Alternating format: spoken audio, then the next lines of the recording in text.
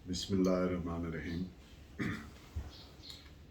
आज के लेक्चर में भी हम सेक्शन 4 सीआरपीसी में दी गई डेफिनेशंस जो पिछले लेक्चर में कुछ हो गई थी, जो रिमेनिंग हैं उनमें से डिस्कस करेंगे।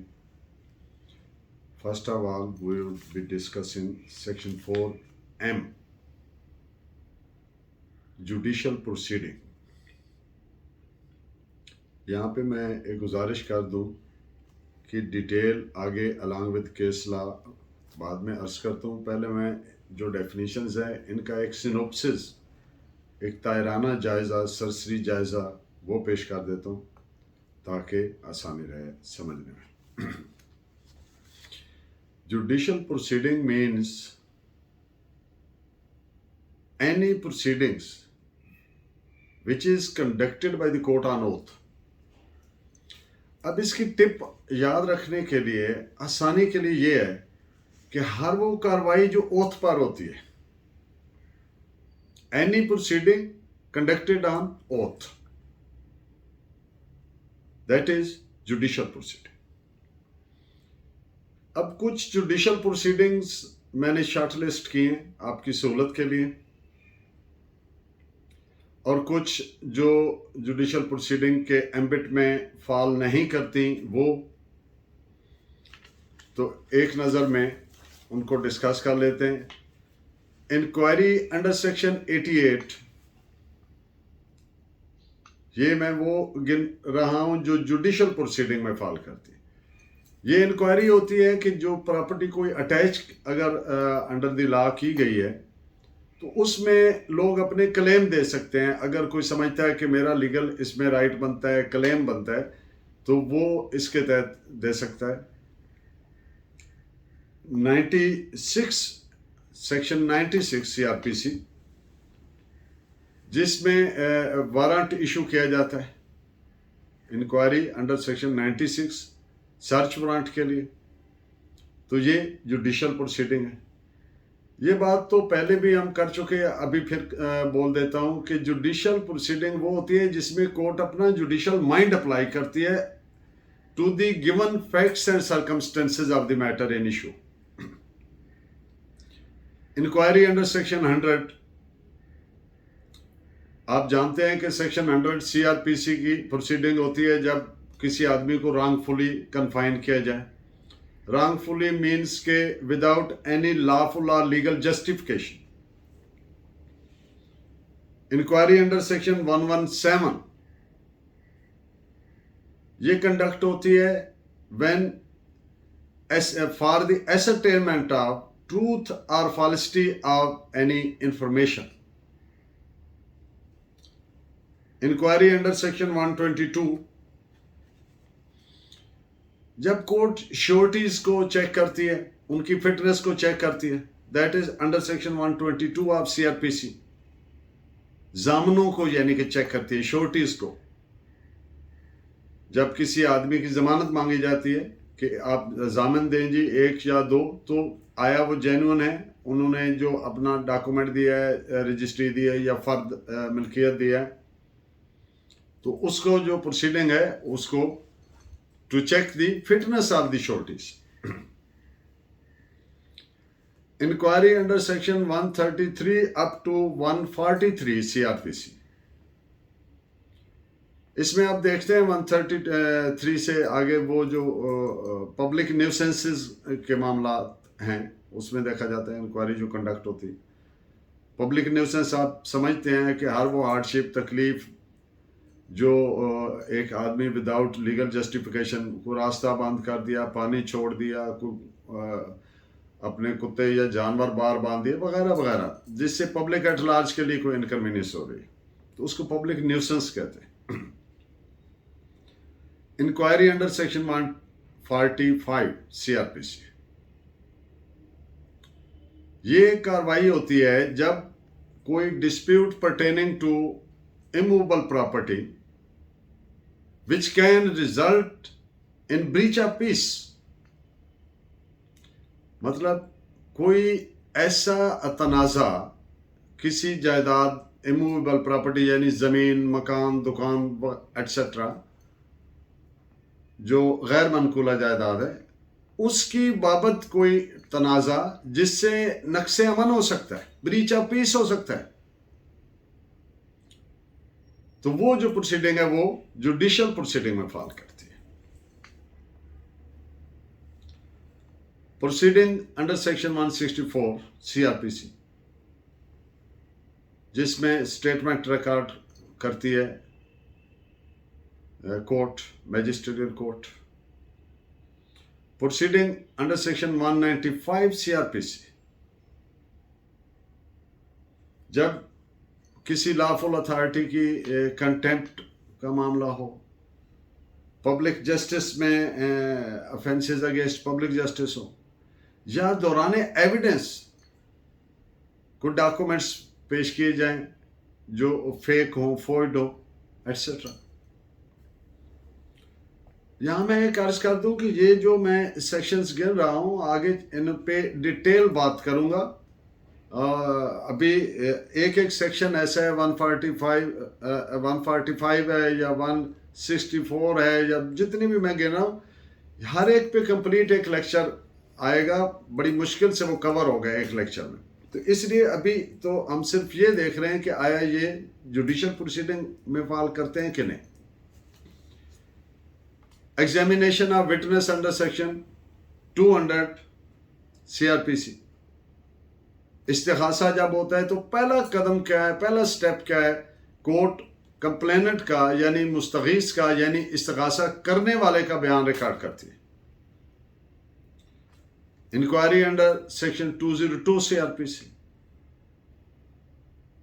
मुदई का जब मुस्तगीस का जब बयान रिकॉर्ड हो जाता है तो फिर उसको कहा जाता है कोई रिमेनिंग आपके पास एविडेंस है in support of the allegation, documentary है, ऑरल है, वटएवर, तो वो पेश करे।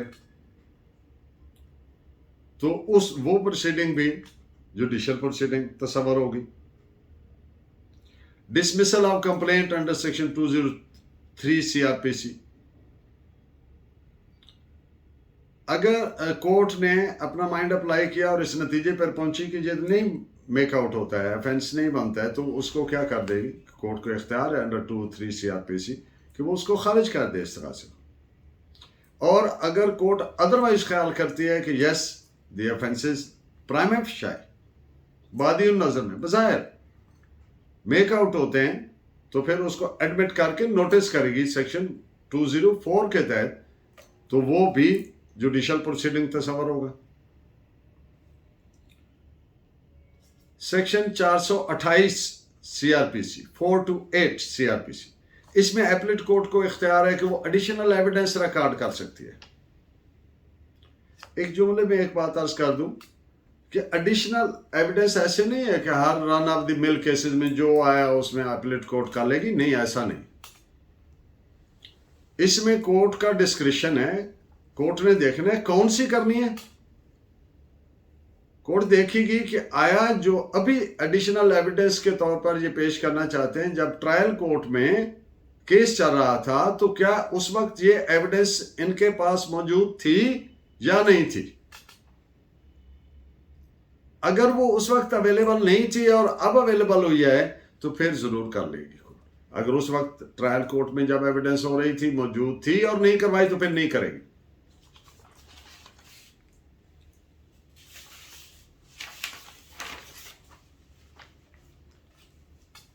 रिवीजन में कोर्ट रिकॉर्ड समन करती है लोअर कोर्ट से अंडर सेक्शन 435 सीआरपीसी, तो वो भी जुडिशियल प्रोसीडिंग।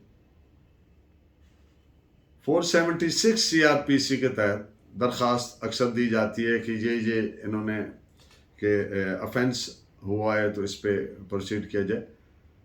तो कोर्ट में take cognizance of the offence in a summary way, तो उसकी जो प्रिलिमिनरी इंक्वायरी होती है under section 476 that also falls within the ambit of judicial proceeding. Bail में जमानत करवाने के लिए बेलेबल ऑफेंसेज हैं तो सेक्शन 496 के तहत दरख्वास्त देंगे, 496 सीआरपीसी। पोस्ट अरेस्ट बेल है 497 के तहत दरख्वास्त देंगे। प्री अरेस्ट करवानी है तो 498 सीआरपीसी के तहत दरख्वास्त देंगे। ये जो तमाम पिटिशनिंग है फॉर बेल मैटर, तो ये तमाम fall with in the ambit of judicial proceedings under section 512 CRPC। ये वो इवेंचुअलिटी में होती है प्रोसीडिंग जब एक अक्यूज्ड जो है वो अवेलेबल नहीं है, या पीओ है, अब्सकॉन्डर है, प्रोक्लेम्ड ऑफेंडर जिसको पीओ बोलते हैं आमतौर पर। तो in absence of accused evidence record की जाती है अंडर सेक्शन 512 CRPC। तो ये जुडिशियल प्रोसीडिंग में फॉल कर। और सेक्शन 514 CRPC, ये मैं इंतहाई सिंपल लैंग्वेज में बता रहा हूं ताकि एक बिल्कुल फर्स्ट ईयर के स्टूडेंट को भी समझ आ जाए। जब एक आदमी जमानत देता है और वो जामिन पेश ही नहीं होता, ना मुलजिम पेश हो रहा है, जमानत तो दी थी ना, I will make him appear before court on each and every date और as and when he is required by the court.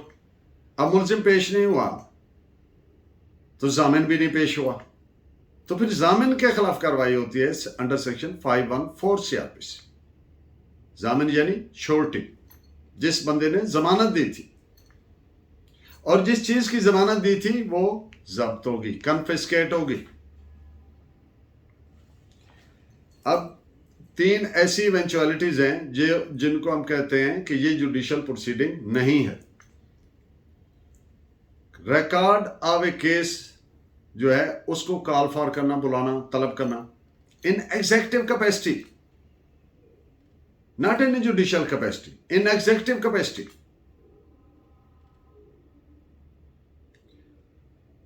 Proceeding under section 125 CRPC, वो for keeping peace and good behaviour एक bond लिया था तो उसको cancel करना।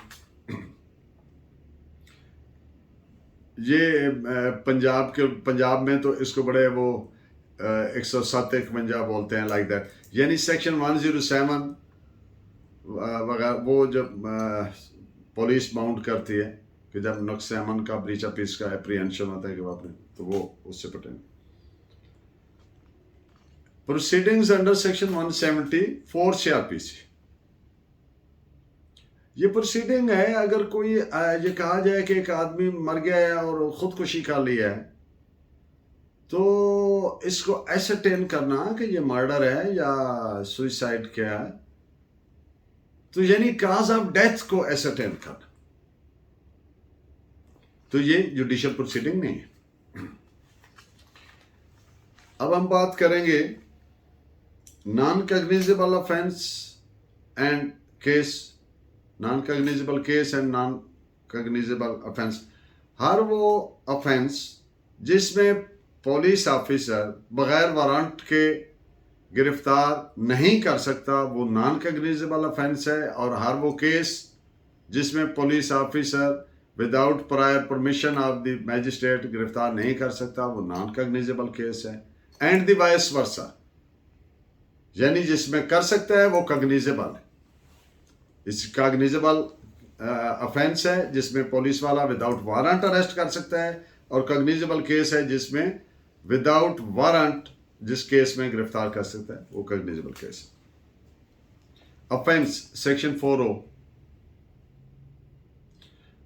very simple definition, any act or omission which is punishable under any law is an offense।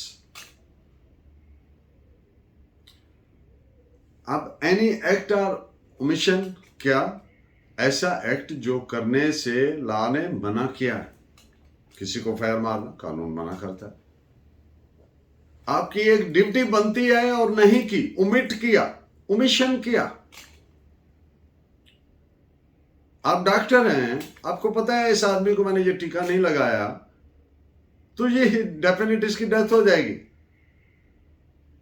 आपने नहीं लगाया। You have committed an offence as you have omitted what you were bound to do. आपने वो नहीं किया जो law कहता था कि आपने करना है, तो ये ऑफेंस है। यानी एक्ट आर ओमिशन। तो हर वो act or omission which is punishable under any law is an offence. Section 40 PPC में भी सेम डेफिनेशन है, और सेक्शन 44 पीपीसी में अगर कोई ऐसा एक्ट आर ओमिशन जो बैरून मुल्क किया गया है और अगर वो पाकिस्तान में किया जाता तो ऑफेंस था, तो वो ऑफेंस होगा। यानी कोई पाकिस्तानी है, वो आउट ऑफ कंट्री एक ऐसा एक्ट करता है जो पाकिस्तान में करता, तो यहाँ पे वो ऑफेंस था, तो वो ऑफेंस ही तस्वर होगा।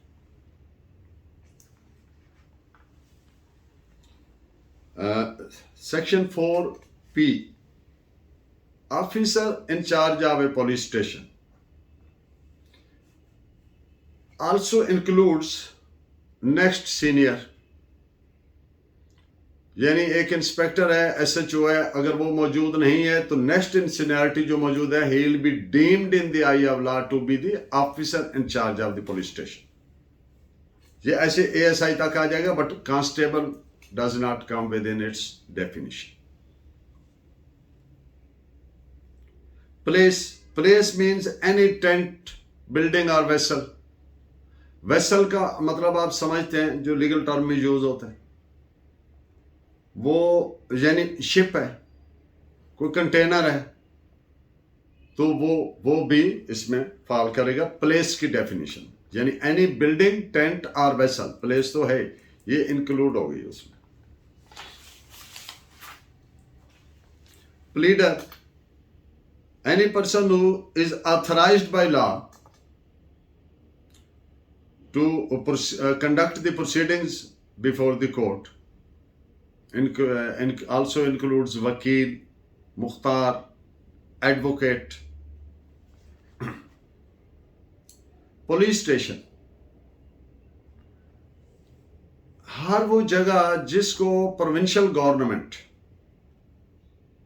नोटिफाई करे, डिक्लेयर करे to be police station. Any post or place declared by the provincial government to be police station. अगर किसी आदमी को ऐसी जगह पे पुलिस ऑफिसर रखता है, तफ्तीशी ऑफिसर रखता है, which is not police station, it amounts to illegal detention. वो सिर्फ और सिर्फ उसको डिटेन कर सकता है लॉफुली, इफ लॉ अलाउज, तो पुलिस स्टेशन में। अगर उसने लीगली भी डिटेन किया है, लेकिन पुलिस स्टेशन की हदूद जो नोटिफाइड हैं बाय प्रोविंशियल गवर्नमेंट, उनसे बाहर किया है, तो वो इलीगल डिटेंशन में आएगा, इलीगैलिटी है।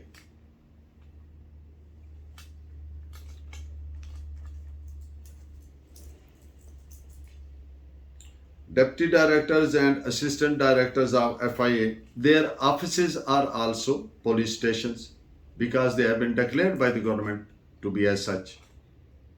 Section 4U, subdivision. Subdivision means division of a district. So provincial government under Section 8 is authorized to divide the district in different parts, in tehsils, ta'allakas, in subdivisions. Words referring to acts. अब एक word जो है वो defined है इन PPC, लेकिन वो word defined नहीं है फॉर इंस्टेंस इन सीआरपीसी, तो फिर उसको वही मानी लिए जाएंगे जब हम सीआरपीसी में भी अगर कहीं पे वो आए, जबकि सीआरपीसी में उसकी डेफिनेशन मौजूद नहीं है, तो जो पीपीसी में डेफिनेशन है वही समझी जाएगी। एंड द वाइस वर्सा, अगर सीआरपीसी में डिफाइंड है और पीपीसी में नहीं है, तो जो सीआरपीसी में उसकी डेफिनेशन है वही उधर भी तस्वर हो।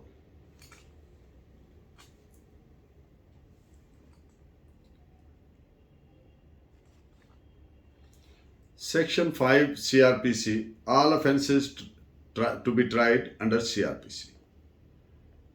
अब इसमें सिर्फ एक डिफरेंस आएगा, कोई भी ऑफेंसेस हैं उनका ट्रायल सीआरपीसी के अंडर आ रहा है, accept where some special law or special court is provided by the legislation, enactment होगी। लेकिन वो उस हद तक होगी जिस हद तक वो प्रोविजो या सेक्शन स्पेशल लॉ में प्रोवाइड किया गया। रिमेनिंग सीआरपीसी एप्लीकेबल होगी। मिसाल के तौर पर दो मिसालें देता हूं। प्रिवेंशन ऑफ करप्शन एक्ट है, उसमें जो एफआईआर दर्ज करनी है वो उसका प्रोसीजर जनरल लॉ यानी सीआरपीसी से डिफरेंट है। सीआरपीसी में तो बड़ी सीधी सी बात है, अगर कोई इतला दी गई है तहरीरन या जुबानी पुलिस को, पुलिस स्टेशन पे, तो या किसी भी जगह में उस हदूद में, तो वो उसको अपने प्रेस्क्राइब्ड रजिस्टर में दर्ज करेगा तहरीरी शक्ल में, और उसको अंडर सेक्शन 154 आप जानते हैं, तो वो एफआईआर हो जाएगी। लेकिन जब किसी prevention of corruption act PCA के तहत, पहली बात तो ये मैं इसको क्लियर कर दूं कि कोई भी सरकारी मुलाजिम, पब्लिक सर्वेंट, जिस पे किसी ऑफेंस का, जुर्म का इल्जाम है, यानी जो उसने ऑफिशियल कैपेसिटी में किया है, तो वो जनरल जुरिस्डिक्शन नहीं है पुलिस स्टेशन को, वो उसके खिलाफ एप्लीकेशन जाएगी एंटी करप्शन के पास, एंटी करप्शन एस्टेब्लिशमेंट के पास। तो वो डायरेक्ट उस पर एफआईआर नहीं करते। उनका रूल है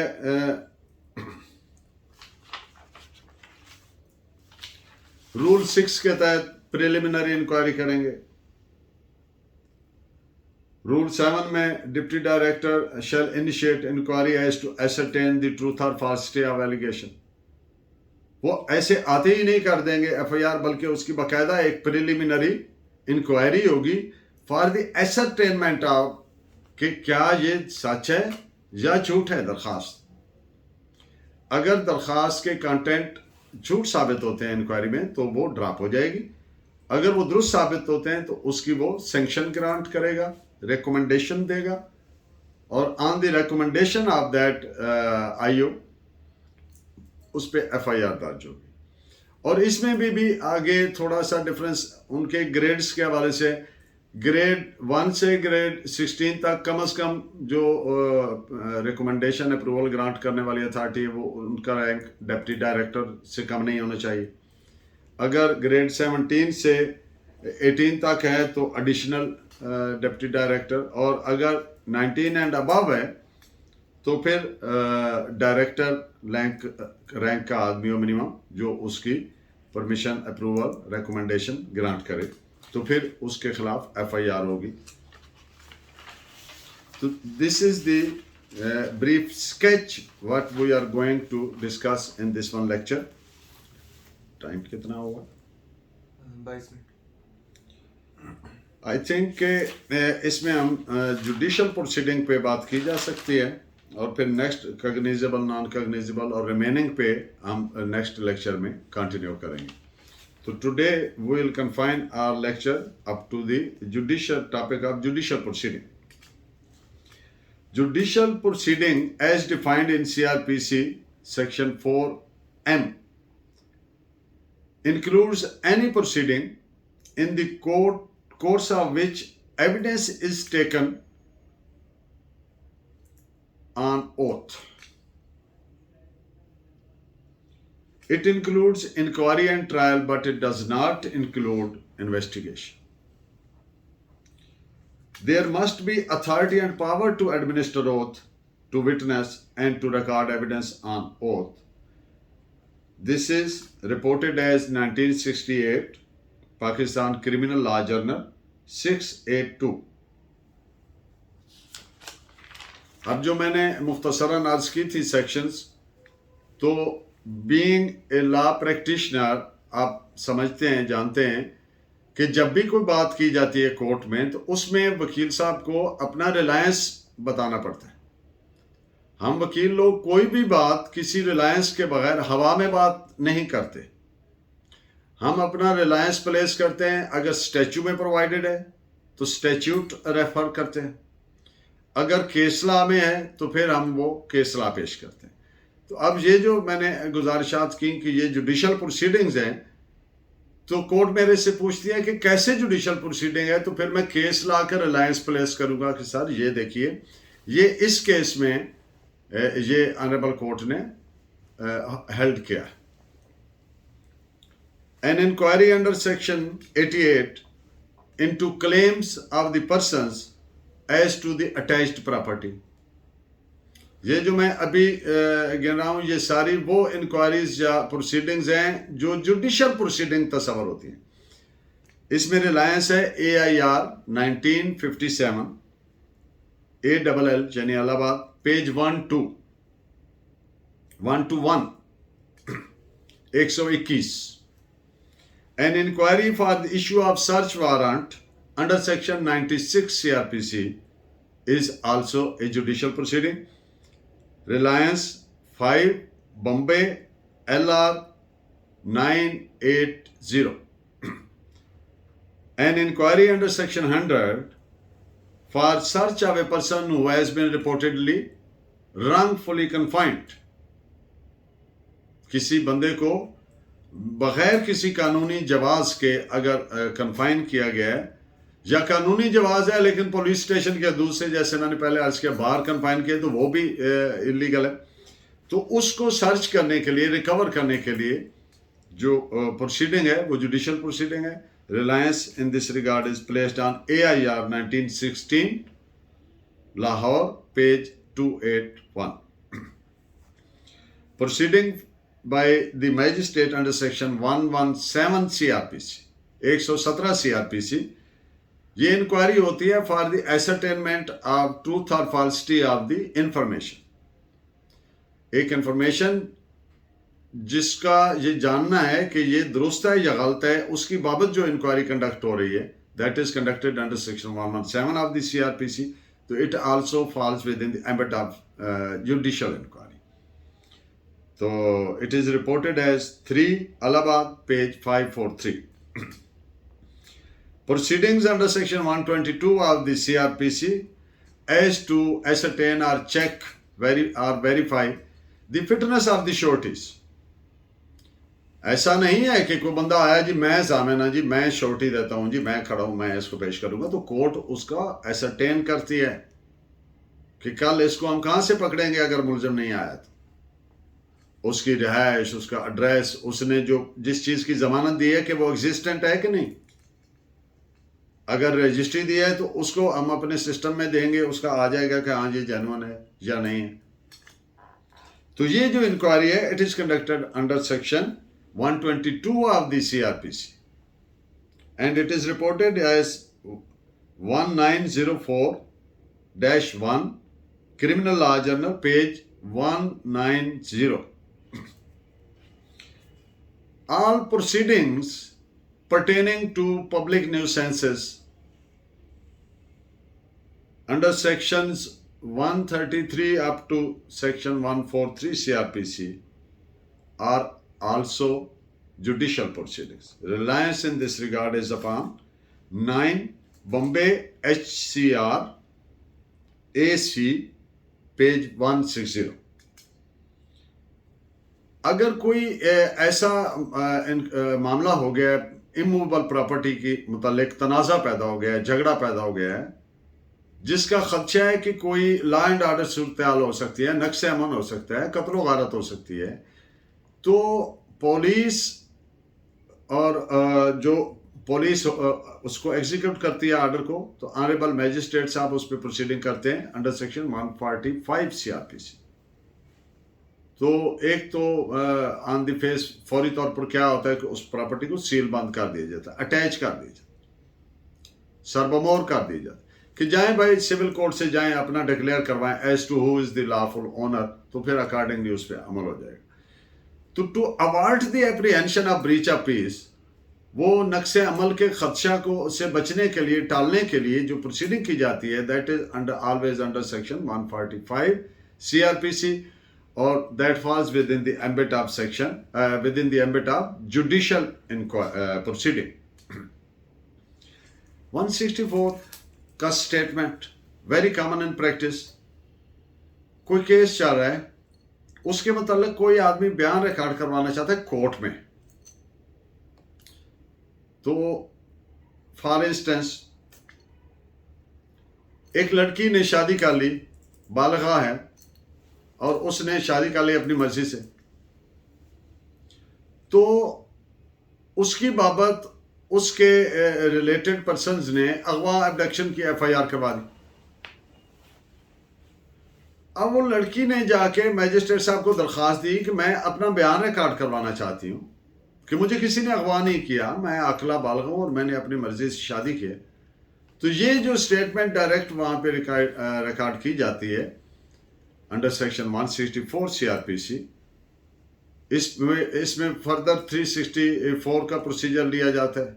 वो एक कंप्लीट कम्प्रीहेंसिव प्रोसीजर है, उसको कंप्लाई करके रिकॉर्ड मंगवाया जाता है और उसको वो सारा उसके मुताबिक कंप्लायंस करते हुए तो फिर उसका स्टेटमेंट रिकॉर्ड किया जाता है। तो ये जो प्रोसीडिंग है 164 के रिकॉर्ड करने की स्टेटमेंट, ये it also falls within the ambit of judicial proceeding.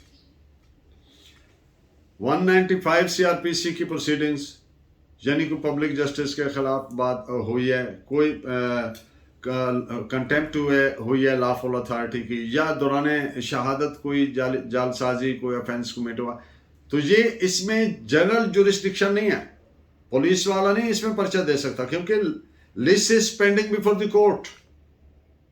तो फिर कोर्ट उसका करेगी प्रोसीडिंग उस पर, और अगर कोर्ट कन्विंस है कि हाँ ये ऑफेंस हुआ है तो कोर्ट फिर उसका भेज देगी जो एरिया मैजिस्ट्रेट है, और आगे जो प्रोसीजर के मुताबिक उस पर जैसे इस्तिगासे का प्रोसीजर होता है उनको नोटिस जारी हो जाएंगे 204 के तहत। तो ये जो प्रोसीडिंग है ये जुडिशल प्रोसीडिंग। मुस्तगीस यानी इस्तिगासा करने वाले का बयान लिखना 200 के तहत, उस पे आगे फर्दर 203 में अगर खारिज किया है या 204 में एडमिट करके नोटिस किए, तो ये जो सारी प्रोसीडिंग्स हैं 200 सीआरपीसी, 203, 204 सीआरपीसी, ये सारी proceedings judicial proceedings. The endorsement of A warrant under section 387 is also judicial proceeding. इस पे रिलायंस नोट फरमा लीजिए, AIR 1964 Madras page 185। The recording of further evidence, applet stage पे एडिशनल एविडेंस रिकॉर्ड करनी है सेक्शन 428 के तहत, वो भी जुडिशियल प्रोसीडिंग है। ये रिलायंस है 15 SUTH WR criminal cases page 64। An order under section 435, ये भी जुडिशियल प्रोसीडिंग है, रिलायंस है 25 Madras page 659। Preliminary inquiry under 476 CRPC is a judicial proceeding, reliance है 11 C criminal law journal page 45। Proceedings, bail petition की proceedings judicial proceedings हैं 497, 98, 496 वगैरह। तो 2 Madras HCR page 396। 512 की कार्रवाई आम पार्लंस में जो बोलते हैं, यानी कि मुलजिम की गैर हाजिरी में एविडेंस रिकॉर्ड करना जुडिशियल प्रोसीडिंग है। AIR 1969 मैसूर MYS लिख लें पेज 114। प्रोसीडिंग्स अंडर वो जो श्योरिटी के खिलाफ सेक्शन 514 के तहत होती है कार्रवाई, तो इसका रिलायंस है 25 कैलकाटा पेज 420। अब अगर कोई रिकॉर्ड एग्जीक्यूटिव कैपेसिटी में समन किया जाता है तो वो जुडिशियल प्रोसीडिंग नहीं है, Reliance 7 Madras page 540। Proceedings under section 2125, वो कैंसिल करना बॉन्ड जो नक्शे गुड बिहेवियर के लिए लिया गया था, तो Reliance 11 criminal law journal page 147। And in the end of today's lecture, an inquiry by magistrate under section 174 as for the purposes of ascertainment of truth or the cause of death, तो ये जो proceeding है ये भी judicial proceeding है। तो gentleman, I hope कि आपको बेनिफिशियल रहेगा मेरा ये लेक्चर। हम नेक्स्ट लेक्चर यहीं से कंटिन्यू करेंगे सेक्शन 4 सब क्लास N से, non cognizable offence, non cognizable case, तो आप काइंडली मुझे अपनी राय से, जो पहले भी आप दोस्त मेरे से फ़ोन करके या कमेंट करके रब्ता कर रहे हैं, मुझे बता रहे हैं, मुझे उससे बहुत फ़ायदा होता है। आपकी राय जो हैं those are very valuable for me. तो प्लीज़ आप रब्ते में रहें, मुझे अपनी गाइडेंस से नवाजते रहें। तो इंशाअल्लाह ताला मिलते हैं नेक्स्ट लेक्चर में। अल्लाह हाफिज़।